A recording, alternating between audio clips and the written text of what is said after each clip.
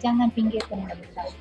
Kalau kita tengok, ialah bukan saja untuk kita kata mendapatkan undi wanita, tapi tanggungjawab kita terhadap wanita. Sebab wanita ni dia ada concern yang berbeza. Kadang, bukan kadang lah, wanita ni dia lebih home centric lah. Home centric banyak lebih tentang anak-anak, keluarga dan sebagainya. So maksudnya dasar-dasar yang kita kena lakukan adalah untuk memudahkan mereka dalam menjaga apa-apa yang concern wanita ni.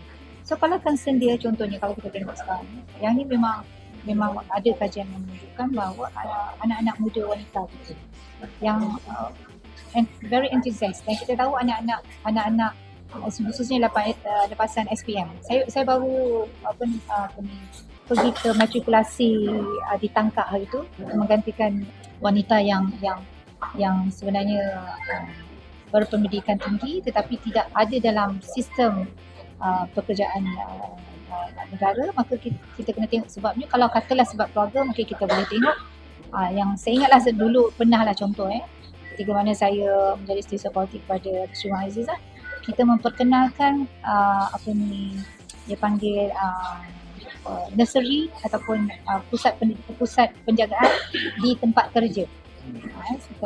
Mula-mula kita peruntukan 10 juta. Lepas tu kita tengok sangat baik dia punya sambutan, naikkan selepas pada itu kepada 30 juta. Just untuk memastikan kita membantu wanita yang bekerja ini, kalau dia ada anak yang masih kecil, pun dia mungkin breastfeeding dan apa, dia boleh hantar di situ dan waktu bekerja, bila ada ruang, dia boleh jumpa anak dan breastfeed anak dia contohnya.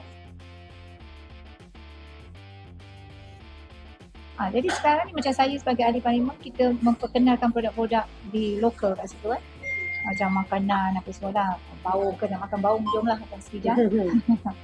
Udang galah. Jadi kalau orang datang dari JP, naik train 1.5 jam, 2 jam, makan balik. So itu juga sebenarnya membantu ekonomi lokal lah. Local ekonomi yang akhirnya insyaAllah kalau ada benda-benda ni terus dibangunkan, saya kira ini boleh membantu ekonomi di Johor itu sendiri dan ekonomi tempatan. Kawasan-kawasan yang tadilah yang dikatakan terpinggir hanya sekarang ni bertumpu di Johor Bahru dan bawah ke Sigudang, Kedah. Tapi kalau kita tengok sebelah sini dia agak ketinggalan. Atas sikit sekarang ni nampak Kulai baru nak naik dengan data center dan sebagainya. Tapi belum lagi ke atas. Jadi yang itu kena diseimbangkan lah. Kalau tidak, kadang-kadang masalah sosial lah. Saya nampak contoh anak-anak yang tinggal di Sekijang ataupun Segamat ataupun mungkin di Muar, Pagoh dan sebagainya.